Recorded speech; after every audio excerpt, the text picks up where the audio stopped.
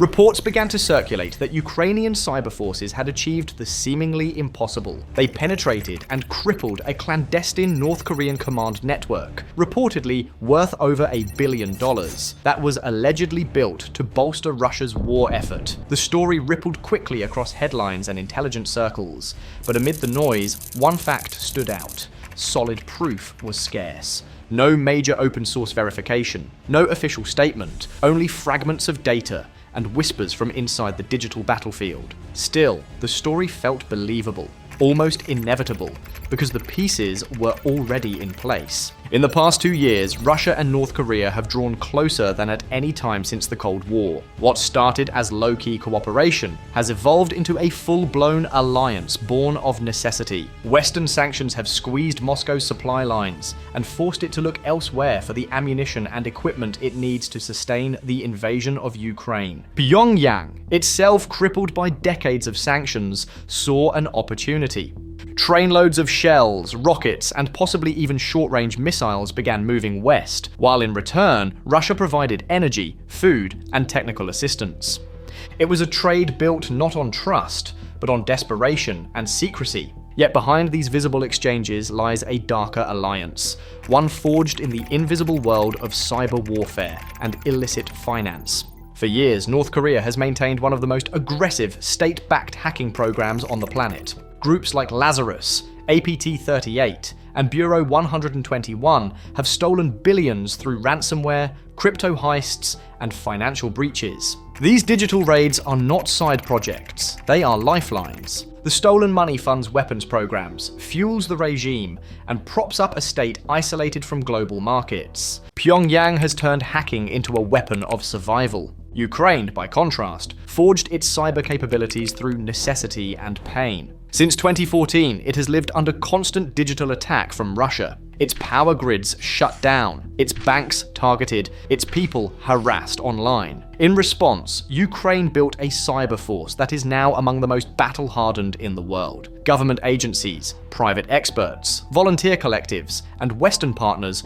work side by side. They have breached Russian networks, exposed hidden operations, and disrupted logistics chains critical to Moscow's war effort. In this digital theater, Ukraine learned not only to defend, but to strike back. So when reports surfaced that Ukrainian operators had hacked into a North Korean command network supporting Russia's war, many analysts didn't dismiss it. They nodded. It fit the pattern. A strike like this would make perfect sense. If the network managed communications, logistics, or even the financial flows linking Pyongyang and Moscow, then breaching it would yield gold, shipment manifests, training schedules, arms transfer data, crypto wallets, and perhaps even proof of sanction violations. Tactical reward would be chaos in supply lines. The strategic message would be unmistakable. Ukraine can reach anyone, anywhere, helping Russia. Nonetheless, the story demands hard evidence. A real cyber breach of this scale would leave clues, server maps, stolen documents, and blockchain trails. Forensic analysts would search for matching malware code, overlapping infrastructure, or language signatures tying it to Ukraine's cyber forces. If confirmed, such a find would have global consequences. It would expose the machinery connecting two of the world's most sanctioned regimes and add immense diplomatic pressure on both. It would show that Ukraine's cyber reach had gone far beyond its borders,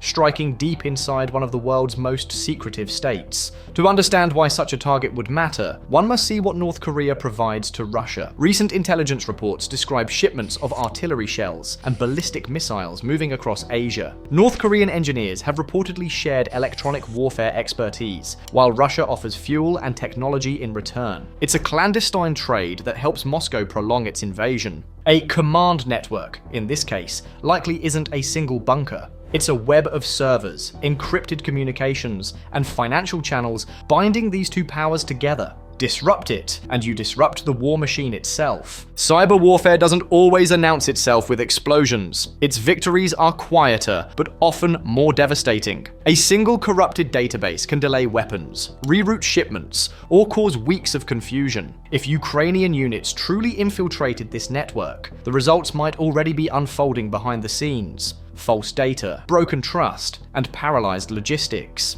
In a conflict where timing and coordination can decide life or death, digital sabotage can be more powerful than any missile strike. Ukraine has used this playbook before. In late 2022, its cyber units reportedly disrupted Russian logistics databases, tracking ammunition in occupied territories. In other cases, intercepted messages have revealed disarray among Russian troops moments before retreats. These operations blur the line between intelligence and warfare. Each successful hack amplifies Ukraine's battlefield advantage without risking soldiers' lives. The alleged North Korean breach, if real, would be that same strategy, magnified on an international scale. But this isn't only about Ukraine. The story speaks to a broader shift in global conflict. North Korea's hackers have long operated in quiet cooperation with other sanctioned states, sharing infrastructure, code tools, and laundering networks. Russian cybercriminal circles have helped move stolen crypto for Pyongyang's operatives. Iran has mirrored similar tactics. These countries form a loose digital alliance, united by isolation and need.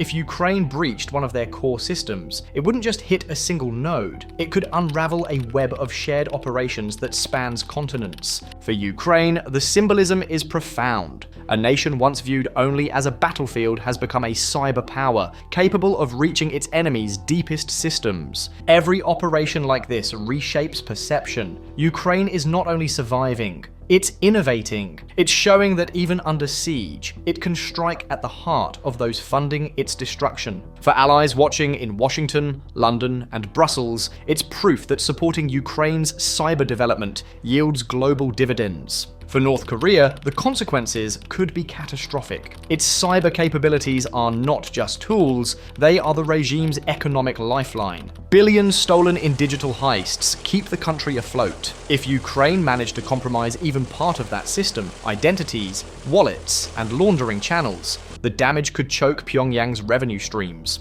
Law enforcement agencies around the world could trace and freeze stolen assets. The ripple effects would reach far beyond the battlefield. And for Russia, the blow would strike at its pride. Moscow's reliance on partners like North Korea and Iran underscores its growing isolation. If Ukraine can expose or compromise those relationships, it undermines Russia's image of strength and secrecy. It forces its allies to question how safe collaboration really is. Even rumors of a breach can slow cooperation, delay shipments, and force costly security overhauls. In war, time is everything, and Ukraine's cyber reach buys it time.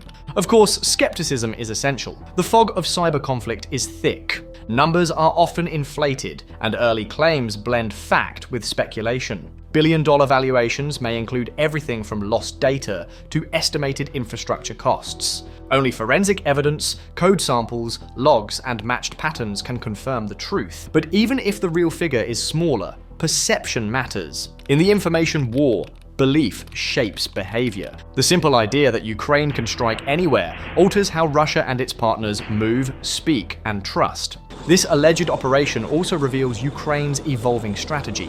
It's no longer focused solely on direct military confrontation, but on dismantling the entire ecosystem that fuels Russia's war. That includes financial networks, energy systems, and now possibly foreign command nodes. It's warfare fought across borders, where lines blur between soldier and hacker, between frontline and server room. If verified, the hack would stand as a milestone, not just for Ukraine, but for modern warfare itself. It would show that a country under siege can project power globally through skill, innovation, and precision. It would also send a warning to authoritarian regimes that rely on secrecy and digital control. No system is untouchable. Still, restraint defines Ukraine's approach. Despite its capabilities, it has avoided reckless attacks or civilian harm. Its targets are precise, military, logistical, and financial. This discipline has earned Kyiv trust and continued Western support. In a conflict filled with chaos and propaganda, as of now, the truth behind the alleged billion-dollar breach remains hidden behind firewalls and classified reports, but its echoes already shape the global conversation. Analysts are watching for signs: North Korean outages, frozen wallets, and altered Russian supply routes. Even without final proof, the story carries symbolic weight. It shows how power in the 21st century isn't measured only in tanks or missiles, but in mastery of information, code, and timing. Ukraine's fight is not just for land, it's for control of the digital world that defines modern power. Whether or not this operation truly unfolded as claimed, it captures the new face of war, silent, invisible, but no less decisive. And in that realm, Ukraine is proving that resilience, intelligence, and innovation can outmatch even the most secretive adversaries. In this conflict of networks and nations, the lines between fact and possibility blur. Yet one thing remains clear: the future of warfare is already here, and Ukraine is not just surviving within it, it's shaping it.